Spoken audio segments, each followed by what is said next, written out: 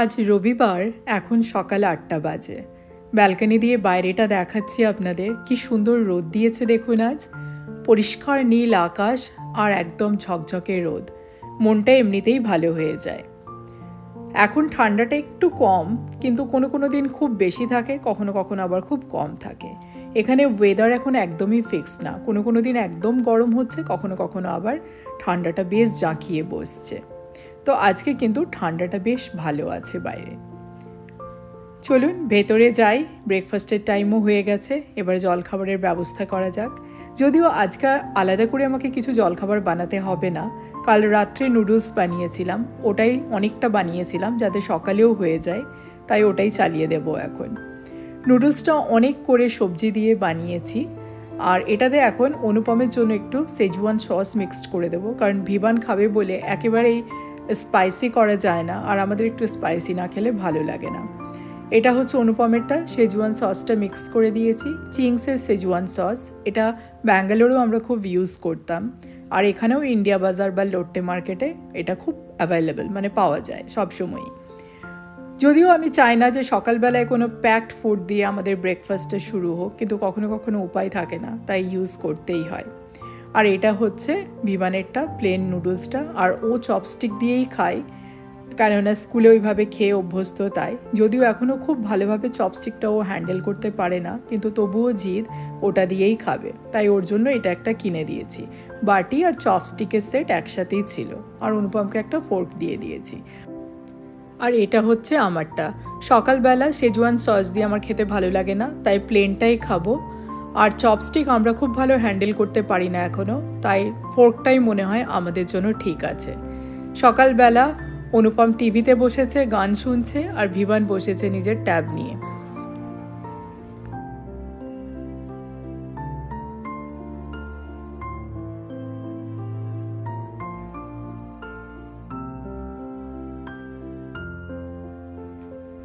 Breakfast complete করে আমি এখন বসেছি দুপুরের খাবার বানানোর জন্য। আজ দুপুরে মাটন বিরিয়ানি বানাবো, আর তারপরে ভাবছি হোল হুইট বান বানাবো।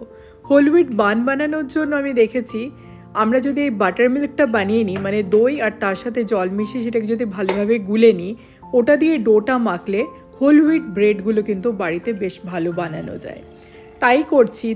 দইটা যেহেতু ভীষণ ঠান্ডা ছিল ফ্রিজে, তাই গরম জল দিয়ে দইটাকে ভালোভাবে গুলে নেব আর বাটার মিল্কটা তৈরি করে নেব, তাহলে টেম্পারেচারটা ঠিক থাকবে আর কি। তার জন্যই এটা করা, ঠান্ডার সাথে গরম মিশিয়ে টেম্পারেচারটাকে নর্মালি আনার চেষ্টা করা আর কি। আর তাছাড়াও আজকে বানাবো মাটন বিরিয়ানি। রবিবার দিনগুলো একটু হলেও অন্য দিনের থেকে আলাদা খেতে ইচ্ছে হয়। অন্য দিন তো মাছ ভাত তরকারি এই দিয়েই চালিয়ে নিই, বা ভেজের দিনে ডাল ভাত ভাজা সবজি এইসব দিয়েই চালাই। কিন্তু রবিবার দিনগুলো মনে হয় বাড়িতে একটু কিছু স্পেশাল বানাই, তা না হলে রেস্টুরেন্ট থেকে খেয়ে আসি।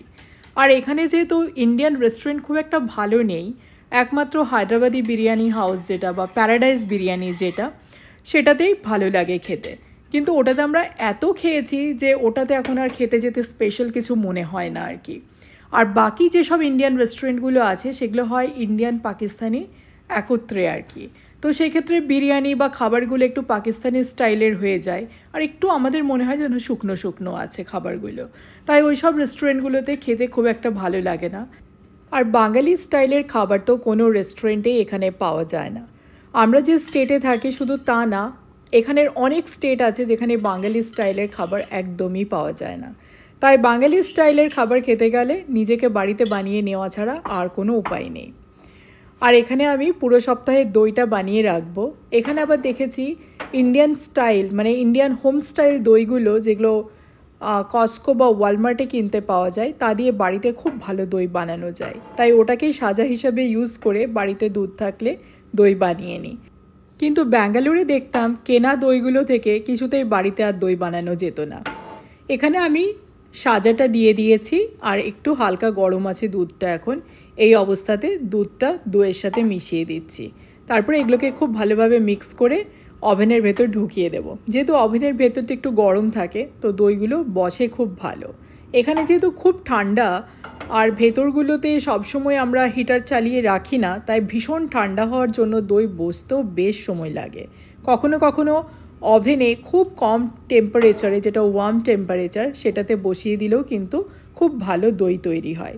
গরমে তো এমনিই তৈরি হয়ে যায়, ওভেনের দরকার পড়ে না, কিন্তু শীতকালগুলোতে ওভেনে ওয়ার্ম টেম্পারেচারে যদি রেখে দেওয়া হয় তাহলে দেখেছি খুব ভালো দই তৈরি হয়।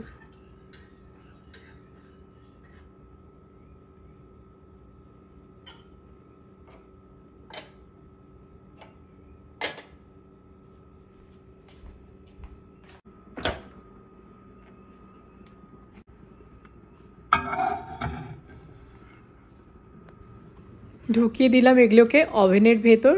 এবারে এটাকে যেটা কনভেকশন মড হয় সেই কনভেকশন মডে এটাকে বা বেকিং মডে এটাকে ওয়ার্ম টেম্পারেচারে রেখে দিলে তৈরি হয়ে যায়।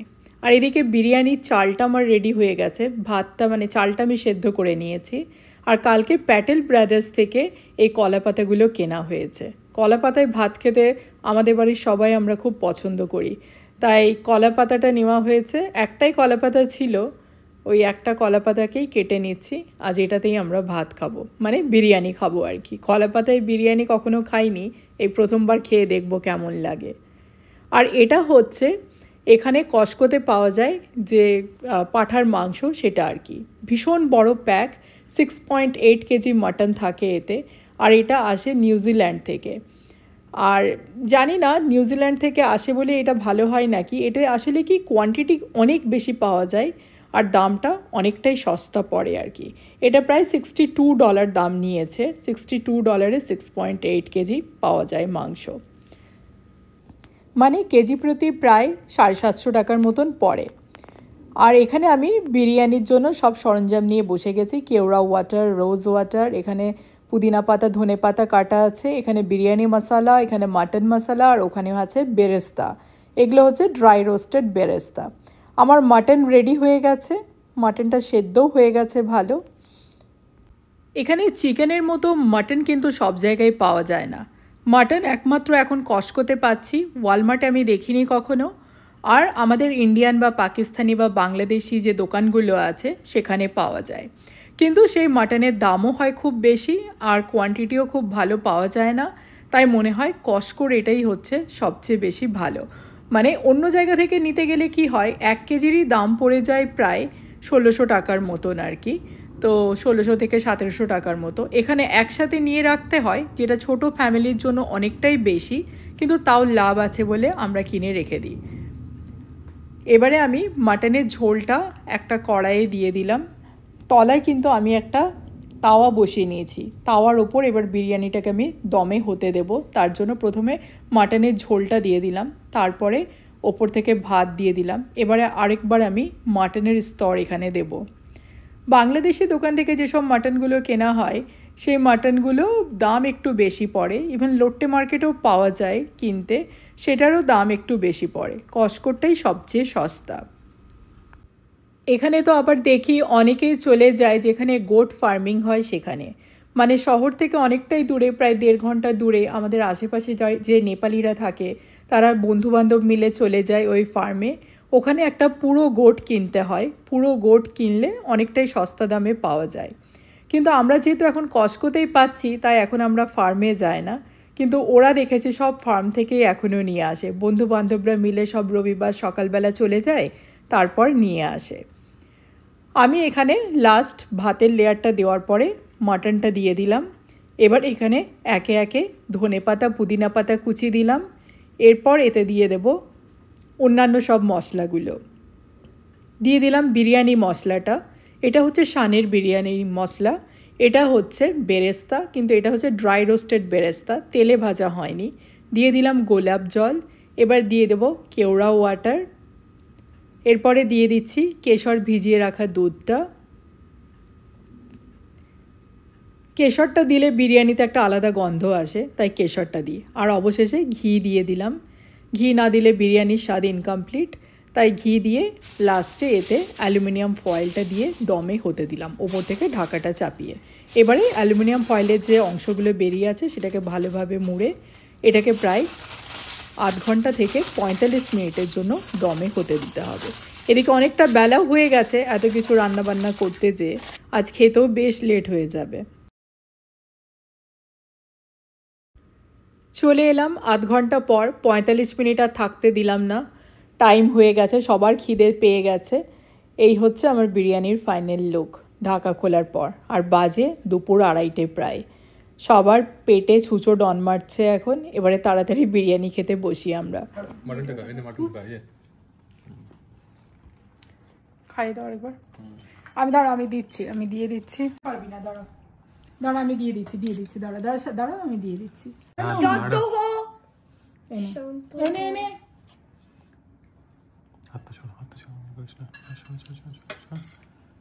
এই না, অনেক দিয়ে দিয়েছি, এটা তুই আগে খা, এটাকে খা, আস্তে আস্তে খাও।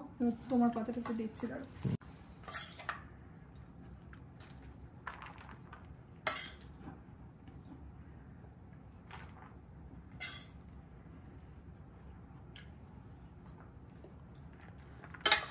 দিচ্ছি না,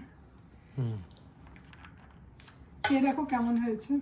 দাও আমাকে, দেবো ওটা, দাও আমাকে, নিয়ে নাও। কেমন হয়েছে বিবান, বিরিয়ানিটা কেমন হয়েছে? তুমি ওটাতে বসতে পারবে না, আমি ওটাতে চলে যাচ্ছি। কেমন হয়েছে বিরিয়ানিটা বাবু? ভালো হয়েছে খেতে? হ্যাঁ ভালো হয়েছে। তুমি এই চেয়ারটা নাও, তুমি বসো। আরে তুমি বসো, তুমি দাঁড়িয়ে খাবে নাকি? বসো বসো, আমি ওইদিকে চলে যাচ্ছি, তুমি বসো। কেমন লাগছে খেতে? ভালো হয়েছে? ভালো হয়েছে, খুব সুন্দর। চালটাও ভালো নরম হয়েছে, আর মাংসটাও ভালো গলেছে। এক খাওয়া শেষ হওয়ার পর আরেক খাবার সরঞ্জাম নিয়ে হাজির। এবারে রাত্রের খাওয়ার চিন্তা, আর বসে গেছি আমি আমার জিনিস নিয়ে। এটা হচ্ছে হোল হুইট ফ্লোর, মানে আটা আর কি। 2 কাপ আটা নিচ্ছি এখানে। দিয়ে দিলাম একটু চিনি, ব্রাউন সুগারই দিলাম, একটু নুনও দিয়ে দিলাম স্বাদ মতো। আর এবারে দেবো এতে একটু পাউডার মিল্ক। পাউডার মিল্ক দিলে ব্রেডের টেস্টটা সত্যিই অনেক ভালো হয় শুধু আটার বানানোর থেকে, তাই পাউডার মিল্কটা আমি দিই। একটা সুন্দর ক্রিমি টেস্ট আসে ভেতরে। পাউডার মিল্কটা দেওয়ার পর এতে দেবো মেন ইনগ্রিডিয়েন্টস ইস্ট। এই ইস্টটা আবার একটু পুরনো কেনা, মানে প্রায় 6 মাসের ওপর হয়ে গেছে, জানি না এটাতে কাজ হবে কি না। ব্যাঙ্গালোরে তো দেখতাম ইস্টগুলো একটু পুরনো হলে আর কাজ হয় না। যাই হোক, এটা যখন প্যাকেটের ভেতর ইনট্যাক্ট আছে, এটা দিয়ে দিলাম ইস্টটা। এবারে সব জিনিসগুলোকে খুব ভালোভাবে একটু মিক্স করে নিচ্ছি। খুব ভালোভাবে মিক্স করার পর এটাকে আমি যে বাটার মিল্কটা আমি সকালবেলায় বানিয়ে রেখেছিলাম, সেই বাটার মিল্কটা দিয়ে মেখে নেব ভালো করে। আর যেহেতু আমি ব্রেডের জন্য বানাচ্ছি এই ডোটা, তাই আমাকে এটাকে স্ট্রেচ করতে হবে খুব বেশি, তাহলে ইস্টটা রাইজ করে খুব ভালো। যেহেতু এটা অ্যাক্টিভ রাইস ইস্ট, খুব তাড়াতাড়ি অ্যাক্টিভ হয়ে যায়, তো সেই জন্য খুব একটা ঝামেলা নেই। বাট একটু স্ট্রেচ করে করে মাখলে ব্রেডটা খুব ভালো হয়। ব্রেডের ভেতরে যে ফর্মেশনটা হয় নেটের বা জালির, সেটা খুব ভালো হয়। তবে এই ডোটা ভীষণ স্টিকি ডো হয়, হাতে লেগে যায়, খুব ভালো ম্যানেজ করা যায় না, তাই তেলটা আমি লাস্টেই দিই। তেলটা দিলে এটা আস্তে আস্তে মোলায়েম হয়ে যায় খুব সুন্দর। এখন তেলটা দিয়ে এটাকে আমি সুন্দর করে আবার মেখে নিচ্ছি ভালোভাবে। এই যে আমি এবার এটাকে স্ট্রেচ করছি খুব ভালো করে হাত দিয়ে। স্ট্রেচ করার জায়গা যদিও খুব একটা নেই এই পাত্রে, কিন্তু তবুও যতটা সম্ভব ততটা স্ট্রেচ করে নিচ্ছি আমি।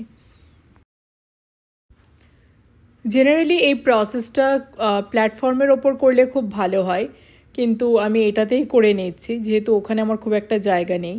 যাই হোক, ফাইনালি আমি এটাকে ম্যানেজ করে একটা সুন্দর ডোতে কনভার্ট করেছি। এবারে এটাকে ঠিক আমি যেরকমভাবে করছি এরকমভাবে যদি বারবার করে এটাকে রাউন্ড করে রাখা হয় তাহলেও খুব ভালো হয়। এবারে আমি এটাকে ভালোভাবে রেখে দেব ঢাকা দিয়ে, ক্লিং ফিল্ম দিয়ে প্রুফিংয়ের জন্য। মোটামুটি 2.5 ঘন্টা পরে আমি চেক করে দেখব। একটা গরম জায়গাতে রাখলেই ভালো, তাই আমি ওভেনের ভেতরেই রেখে দেব, যেহেতু ওভেনের ভেতরটা গরম থাকে, একটু আগেই চালিয়েছিলাম তাই। আর এই ওভেনের ভেতর রেখে 2.5 ঘন্টা পরে আমাকে চেক করতে হবে যে প্রুফিংটা ঠিকঠাক হয়েছে কিনা। চলে এলাম 2.5 ঘন্টা পর, দেখুন এটা কি সুন্দর ফুলে উঠেছে। একদম পুরো যে ক্লিং ফ্লেমটা দেওয়া হয়েছিল তার গায়ে লেগে গেছে। এবারে এর ভেতরে যে এয়ারটা জমা হয়েছে সেটা আমি হাত দিয়ে ভালোভাবে প্রেস করে এটাকে বের করে নেব। তারপরে একটু ভালোভাবে মেখে এটাকে একটু ছুরি দিয়ে কেটে বানের শেপ দিয়ে আবার সেকেন্ড টাইম প্রুফিংয়ের জন্য রেখে দেব। এখানে নিজের হাতের সাথে সাথে ছুরিতেও একটু তেল লাগিয়ে নিলে ভালো, তাহলে ম্যানেজ করতে ইজি হয় ব্যাপারটা আর কি। এটাকেও বারবার হাতে নিয়ে নিচের দিকে ভাঁজ করতে হবে। বারবার লোইটাকে নিয়ে লোয়ের সাইডগুলো টেনে নিচের দিকে বারবার এসে জড়ো করতে হবে। তাহলে এইভাবে করলে কি হয় যে ভালোভাবে রাইজ করে। তাই আবার আমি সেকেন্ড টাইম এই ব্যাপারটাই করছি। এখানে আমি বানগুলো একটু ছোট সাইজেরই বানাচ্ছি। অনেকে চাইলে অনেকে বড় বানায়, কিন্তু আমি একদমই ছোট ছোটোই বানাচ্ছি। এখানে ব্রেকফাস্ট বানগুলো যেরকম হয় ছোট ছোট সেই রকমই বানাচ্ছি। এটা ফুলে আর একটু বড় হবে। সবগুলোই একইভাবে তৈরি করে নিলাম, আর ওপরে একটু তিল ছড়িয়ে দিয়েছি যাতে দেখতে ভালো লাগে। ব্যাস বেক করে এই রেডি হয়ে গেল আমার বান।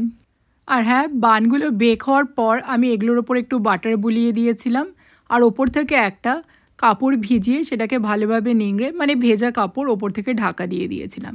এতে কি হয়, ব্রেডটা খুব সফট থাকে। এবারে আমি কেটে দেখাচ্ছি। ভেতরটা দারুণ হয়েছে। ভেতরে যে জাল মতনটা থাকে সেটা খুব সুন্দর হয়েছে। আটার এত ভালো হবে আমার জানা ছিল না। ওপরটা আরেকটু লাইট থাকলে ভালো হতো, আমি একটু বেশি বেক করে দিয়েছি। বাহ, হয়েছে খুব ভালো। দেবো প্যাটি দিয়ে দেবো? হ্যাঁ, প্যাটি দাও। দাও প্যাটি দাও, নিয়ে এসো। You want cheese?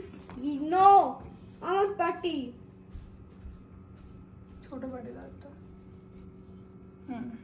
এই যে এটাতে দাও। প্যাটি দাও এটাতে। একটু বড় হয়ে গেছে। তুই কিচ্ছু নিবি না, শুধু এমনি খাবি? একটা প্লেটে দিয়ে দাও, একটা প্লেটে ওকে দিয়ে দাও।